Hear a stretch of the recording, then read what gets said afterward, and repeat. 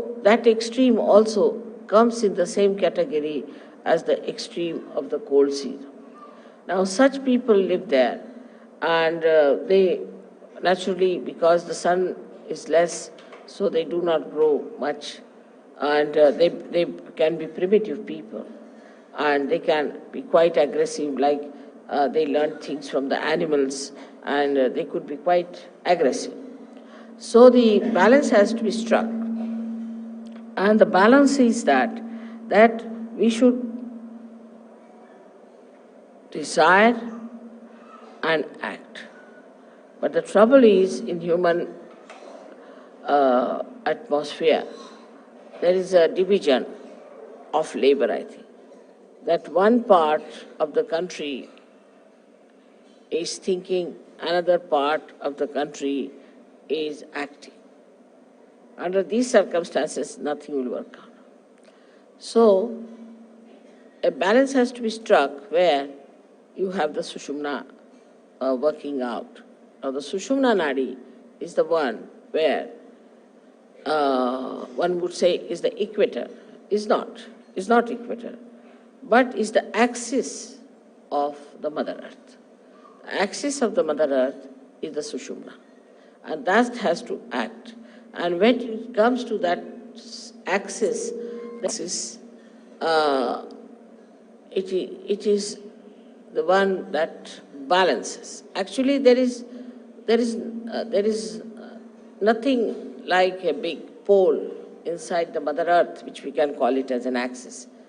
There's nothing that is material inside the Mother Earth that we can call it as an axis, but it's the energy force which acts in such a manner that the Earth moves with such tremendous speed.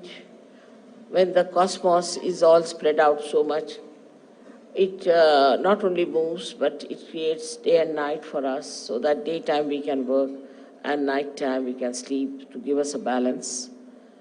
Only also it moves in such a manner around the sun that half of the countries get the sun during the summertime and half of them get it during the winter time. That's the axis that acts and works out everything. Apart from that, this axis keeps all the distances necessary from other planets and other moving bodies in the cosmos. This axis is the intelligence of the Mother Earth. It is not only the intelligence, but it is the fragrance, and apart from it is the Sushumna Nadi, we can say, of the Mother Earth. Now, through this axis only, all these swayambhus and all these great happenings of earthquakes and all that takes place. This axis is the one which moves. It's an energy. We can call it axis as the energy. It moves the lava into different directions and pierces through different areas to create earthquakes and also to have ज्वालामुखी लगा English में volcanoes. And all these things happen because the axis has sense what is to be done. This axis is the one that loves us. Because of this axis, we have seasons. The seasons are created beautifully to give us different varieties of food and varieties of things. The heat of the Mother Earth, if it is lost, then we'll have nothing on this earth. It will be all frozen and there will be all snow and we'll have no food, nothing, and it will be like moon living here. Now it is being specially created. First, the Mother Earth, when it was created through the heat of the sun. So we can say that the sun is the father of the Mother Earth. Then she was brought very close to the moon. So it cooled down, absolutely it cooled down, it was all snow. Then it was brought closer to the sun. and moved at a point where life could start working. And that's how the whole thing was organized beautifully to make life grow in that area. When the life started growing, gradually we know that how the carbon was formed. Now the carbon is formed by the same axis because there's heat in the axis, the energy of heat that converts the plants into carbon. Now this carbon is later on forms the basis for, we can say, for the production of carbohydrates, you can say, or all organic matter. But to create life, we had to have another help, is the nitrogen. And this nitrogen was also, you'll be surprised to know, that was created by the same axis, by its movement. And when it created this nitrogen, the nitrogen gave us the amino acids. And when the amino acids were created within us, then we started our lives from amoeba and all that. Of course, this was done in the ocean, because in the ocean, with the movement, nitrogen was created and life was created. And then through the ocean it's emitted out, and that's how we have amino acids. With the amino acids, the formation of amino acids gave us the combinations and permutations, different lives. So in the whole evolutionary process, the Mother Earth has played a very big part through her axis. In the same way, in human beings, the axis is the most important part. That's the main principle of life we have got, is our axis. We have to stand on our axis. Those who do not stand on their axis, stand more towards the left or towards the right, are capable of complete destruction. Because either they will be destroyed by too much of right side or too much of left side. So our axis has to be properly dealt with. Now those people who do not have a proper axis can have problems of different chakras, of different kind of quality in a person. A person who stretches his axis too much, puts back his head like this, is a person who is very right-sided and creates problem with his ego. And the one who absolutely bends down, like a slavish person, also is a person who goes towards his destructiveness. Now there's a big problem between these two types of people, one trying to dominate another, and when they start dominating another person, they actually destroy themselves as well as destroy the ones whom they are dominating. For example, now, we have seen that we had Britishers who came here and ruled us. We have seen the French went and ruled some other people. Then there are Portuguese who went and ruled some other people. But everything that they did to dominate and all that has double reactions. First of all, by their domination, say, Indians became very slavish. Indians become, even today, they are extremely slavish and they do not have that independent axis as they should have. Extremely slavish people they are. Especially I see in the West, I'm surprised when the Indians go from here. I find they are so very slavish. They try to sort of do all kinds of slavish acts to please the white-skinned people. The white skin became sort of a very adorable stuff in it. That added to the ego of the whites. Added to the ego of the whites, and today you see what's happening is all that ego is destroying them. They are on the verge of destruction because of their ego.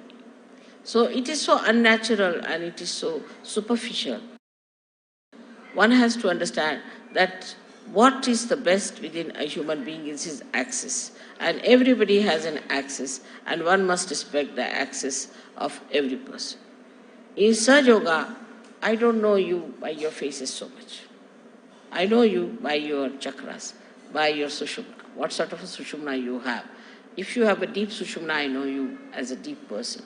If you have a superficial Sushumna, I know you as a person with a very superficial type of a Sushumna.